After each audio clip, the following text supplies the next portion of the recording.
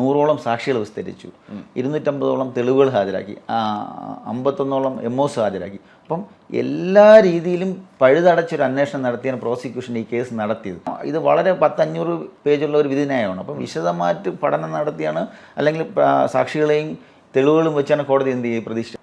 കോടതി വളരെ വൈകാരികമായിട്ടാണ് ഈ കേസിനെ സമീപിച്ചത് എന്ന് പറയുന്നു. അത്തരത്തിലൊന്നും തോന്നുന്നു. കാരണം കോടതി ഇതിനെ സംബന്ധിച്ച് വിശദമായിട്ടുള്ള തെളിവുകൾ വെച്ച് മാത്രമാണ് പ്രതീക്ഷിച്ചത്. വൈകാരികമായിട്ട് പ്രവർത്തിച്ചെന്ന് പറയുന്നത്. അതിനെ സംബന്ധിച്ച് ഈ വിക്ടിമിൻ്റെ ബന്ധുക്കളവർ സംസാരിച്ചെന്ന് പറഞ്ഞ് കോടതി വൈകാരികമായി പെരുമാറിയൊന്നും പറയാക്കില്ല. അത് അങ്ങനെ ചെയ്തുകൂടാന്ന് ഒരിടത്തും പറയുന്നില്ല. നമ്മുടെ റെയറസ്റ്റ് ഓഫ് ദി റെയറസ്റ്റ് എന്ന് പറഞ്ഞ മീനിങ് ഈ നമ്മുടെ ഇപ്പോഴത്തെ കോടതി കണ്ട തെളിവുകൾ വെച്ചാണ് എന്ത് പറയുന്നത്, ഇതൊരു റെയറസ്റ്റ് ഓഫ് ദി റെയറസ്റ്റ്. ഇത് അപ്പീൽ പോകുമ്പോൾ ഇത് പരിഗണിക്കുന്ന ജഡ്ജി, ഇപ്പോൾ ഹൈക്കോടതിയിലായാലും സുപ്രീം കോടതിയിലും, അവർ ഈ കൂട്ടക്കൊലകളും അല്ലെങ്കിൽ മാരകമായിട്ടുള്ള മർഡറുകളും നടന്ന ഒരു കേസിനെ സംബന്ധിച്ച് അവരെ കണ്ണിൽ നോക്കുമ്പോൾ ഇതൊരിക്കലും അത്തരത്തിൽ വരാൻ, ഇതൊരു റെയറസ്റ്റ് ഓഫ് ദി റെയറസ്റ്റ് എന്ന മീനിങ്ങിൽ വരാൻ സാധ്യത വളരെ കുറവാണ്. അപ്പം ഇതിൻ്റെ ഹയർ കോടതിയിലോട്ട് വരുമ്പോൾ അവർക്ക് ശിക്ഷ ഉറപ്പായിട്ടും കുറഞ്ഞു വരാനാണ് ചാൻസ്. അത് എത്രത്തോളം എന്ന് പറയാൻ ആക്കില്ല. ഞാൻ പറഞ്ഞില്ലേ, ക്യാപിറ്റൽ പണിഷ്മെൻറ്റിന് അവർക്ക് എന്തായാലും മാറ്റം വരുമെന്ന് തന്നെയാണ് എനിക്ക് തോന്നുന്നത്. അത് ജീവിതകാലം വരെ ആവണമെന്നില്ല, 10 വർഷമാവും, 15 വർഷമാവും, മനസ്സിലായി. അത്